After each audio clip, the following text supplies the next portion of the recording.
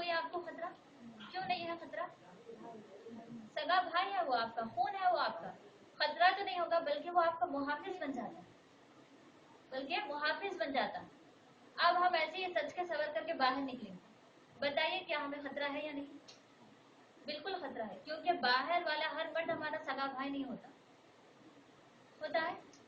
अब खतरा होता। अब जो हमारे माशरे में होता है, बताना ये चाह रही हूँ कि घर में रहते हैं तो जैसे तैसे, ठीक है, बाल बिखरे हुए कैसे भी हो, लेकिन जब बाहर जाना हो तो अगर से बुर्खा पहने लेकिन आंखों में काजल, ऊपर से 3-4 शेड,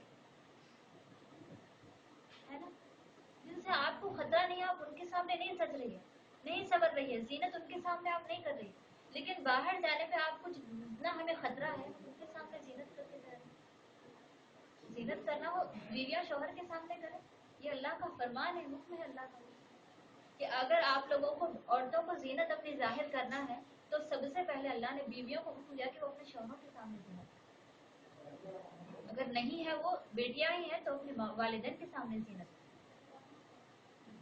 पूरी लिस्ट अल्लाह ने बयान कर दी है, इनके सामने तुम्हारे लिए जीनत करना जायज है, इनके अलावा के सामने तुम जीनत न करो, अल्लाह का ये फरमान। तो अब बाहर वाला हर कोई हमारा रिश्तेदार, हर कोई हमारा बाप नहीं होता, हर कोई हमारा भाई नहीं होता, इसको ध्यान में रखना चाहिए, इसको ध्यान में रखना चाहिए हमेशा, हमेशा जब भी आप सज रही है समझ रही। और तंग लिबास के हवाले से एक मिसाल ये भी दे दूं कि तंग लिबास हम पहने हुए और दुपट्टा भी हमारे पास नहीं है, अब ये सोचते हैं कि अरे मैं तो घर में ही हूँ ना, कोई तो देख नहीं रहा, बाहर वाला, घर में ही हूँ, ठीक है, दुपट्टा भी नहीं, लिबास भी तंग, ठीक है, ये सब हालत है। अब ऐसे ही हालत में आप कुछ काम कर रही हो, किचन में हो, पका रही हो, कुछ भी काम कर रही हो, अब सडन कोई आ जाए बाहर से, ठीक है, आपके मेरा शोहर आ जाए कोई परवाह नहीं, वालिद आ जाए कोई परवाह नहीं, लेकिन वही कोई फुफेरा भाई, चिचेरा भाई, ये सब रिश्तेदार में से अगर कोई आ जाए तो उनसे पहले हम गुनाहगार हैं, क्यों? हमने मौका दिया उन्हें ऐसे देखने का। अगर हम दुपट्टा ओढ़ कर रहती, लिबास तकवा वाला पहन कर रहती तो क्यों गुनाहगार होती? उनसे पहले हम गुनाहगार होंगे क्योंकि हमने उन्हें मौका दिया। तो ऐसा लिबास पहन करके हम खुद भी गुनाहगार हो रही है और दूसरों के गुनाहगार होने का सबब बन रहे हैं। तो ये कितनी खराब बात है औरतों की। हम औरतें अपने इस मकाम को समझे, अल्लाह ने हमें दिया है पर्दे का हुक्म, अगर हम पर्दा नहीं करेंगे तो कौन करेगा? हम मोमिना औरतें अगर इस्लाम पे अमल नहीं करेगी, शरीयत पे अमल नहीं करेगी तो कौन करेगा? कौन अमल करेगा? इस बात का महसूस। खातून जन्नत को कौन नहीं जानता बताइए? कौन नहीं जानता खातून जन्नत को? सब जानते हैं बीबी फातिमा। कौन नहीं जानता उम्महातुल मोमिनीन को, हमारे हज़रत आयशा को, हज़रत हफ्सा को, हज़रत खदीजा को, कौन नहीं जानता? सब जानते हैं। जब इनका जिक्र होता है, जब इनका तज़किरा होता है, जब इनका नाम लिया जाता है तो कौन सा पहलू हमारे जहन में उभर कर आता है? मतलब जब इनका नाम लेते हैं हम तो क्या सोच हमारे जहन में उभर कर आती है? इसी बात को हमें महसूस करना, क्या सोच हमें उभर कर आती है? वो किस लिए? हम ये नहीं कहते वो कितनी पर्दादार थी, अब हम ये नहीं कहते कि हर कोई खातून जन्नत बन जाए, हम ये नहीं कहते कि हर कोई खातून जन्नत बन जाए, और ये भी नहीं कहते कि हर कोई उम्महातुल मोमिनीन जैसी बन जाए। लेकिन हम औरतें, हम मोमिन औरतें इतनी तो कोशिश कर सकती है ना, हम इतनी तो कोशिश कर सकती है कि उनकी कनीज तो हम बन सकती है, उनकी कनीज तो हम बन सकती है। बताइए वो क्यों है हमारे लिए? क्यों इस्लाम ने उनको हमारे लिए, हम औरतों के लिए बेस रखा? क्यों उनको हम इस्लाम ने बेस बनाया हमारे लिए? हम उनको देखिए, जैसे वो करती थी हम वैसा करते, वही हमारा बेस है। आज अगर हम दुनियादार किसी को देख करके उसको अपना बेस मानते हैं तो ये बहुत ही गलत बात है।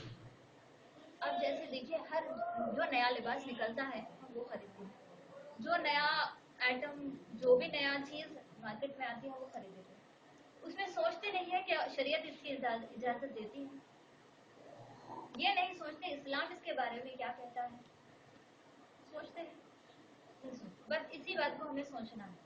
अगर नहीं सोचती थी तो आज के बाद से हमें सोचना है, लिबास कैसा है हमारा, है तकवा वाला लिबास?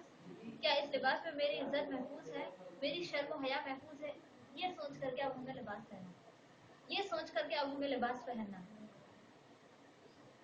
क्योंकि ہم عورتیں اپنے مقام کو سمجھیں. ہم عورتوں کو ہی اللہ نے رحمت کہا. یہ سب بتانے کی، پردے کے حوالے سے بتانے کی سب سے بڑی وجہ یہ ہے کہ یہ ہوتا ہے کہ ہماری دعائیں کیوں قبول نہیں ہے نا. یہ ہر عورت کو رہتا ہے، میری دعا کیوں قبول نہیں ہوتی. کیا ہم نے سوچا ہے کبھی کہ اللہ کے ہر حکم پر ہم نے عمل کیا؟ اور پردہ، آپ اس بات کو محسوس کریں کہ پردہ ہمارے لیے اتنا ضروری ہے. ہم بے پردہ رہنے کی وجہ سے بھی ہماری دعاؤں کی قبولیت رک جاتی ہے. قبول ہونا ہماری دعاؤں کا رک جاتا ہے.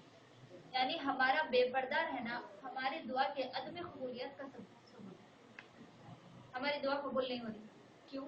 ہم بے پردہ ہیں. اگرچہ نماز پڑھ رہی ہے، اگرچہ روزہ رکھ رہی ہے، سب کر رہی ہے، یہ سارا تو مرد بھی کرتے ہیں، لیکن ہم عورتوں کے لیے ایک اہم حکم کیا ہے؟ وہ ہے پردہ.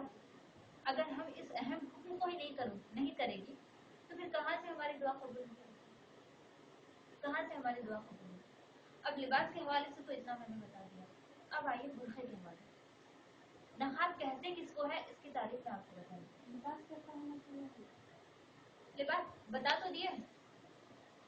ہمارا لباس جو تنگ ہوا کرتا ہے، مغربی کلچر جو ہمارے معاشرے میں آ چکا ہے، ٹھیک ہے، ایشین کنٹریز وغیرہ کی جو مطلب مغربی طاقتیں ہم پر غالب ہو رہی. کیا ایسا لباس ہمارے اسلام نے بتایا جو آج معاشرے میں چل رہا ہے؟ آپ بخوبی واقف ہے اس سے، بخوبی واقف ہے آپ لباس سے، اس معاشرے کے حالات سے. کیا ہمارا لباس اس کی اجازت دیتا ہے؟ کیا ایسا لباس ہے، ایسا تن ہے جس سے ہمارے سارے اعضاء ظاہر ہو رہے ہیں اگرچہ لباس پہنے ہوئے ہیں؟ کیا اسلام ہمیں ایسا درس دیتا ہے؟ بتائیے. نہیں دیتا. تو لباس ہمارا کس قدر ڈھیلا ہونا چاہیے؟ کسی کو پتا ہی نہیں چلنا چاہیے کہ ہم کیسے ہیں. لباس بھی اگر ہم پہنے تو ہم کیسے ہیں کسی کو معلوم ہی نہیں ہونا چاہیے. ایسا یہ ہے تقویٰ والا لباس. اور دوپٹہ ہم عورتوں کی مطلب ایک دم شان ہے ہماری شان ہے دوپٹہ. وہ تو ہمیشہ ہمیں اوڑھتا رہنا چاہیے. اور زینت، جتنی زینت کرنا ہے آپ کریے. شوہر کے سامنے کریں، بیویاں بچیاں کریں، اپنے والد کے سامنے کریں، کیونکہ وہ دیکھ کر کے ہمیں خوش ہوتے ہیں. خوش ہوتے ہیں وہ ہمیں دیکھ کر کے.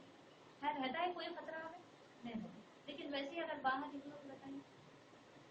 اور یہ سب لباس کے حوالے سے میں اس لیے بتا رہی ہوں کہ ہمارے معاشرے میں یہ ہمیشہ زیادہ حد تک ہم نے دیکھا ہے کہ اگر شادی کی تقریب ہو، ولیمہ کی تقریب ہو تو برقع نہیں پہنتے. 2-3 ہزار کا لباس خریدتے ہیں اسی لیے برقع نہیں پہنتے. ارے میں اتنا اچھا لباس خریدی ہوں، اتنا اچھا لباس پہنی، اس پہ برقع پہننے کی. برقع پہننے کے لیے میں نے یہ لباس خریدا. لباس وہ ہے جو ہماری عزت، ہماری شرم و حیا کی حفاظت کرے، نہ کہ ہم مطلب لباس پہننے کے باوجود بھی کچھ بھی ہمارا محفوظ نہ ہو. اگر ہم ایسے ہی نکل گئے بتائیے کتنے لوگ ہمیں دیکھ لیتے ہیں درمیان میں. کتنا ہی آپ گاڑی میں جا رہے ہیں کتنے لوگ دیکھ لیتے ہیں. آپ برقع نہیں پہنتے چہرہ تو دیکھ لیتے ہیں. فنکشن ہال میں ویسے ہی جاتے ہیں.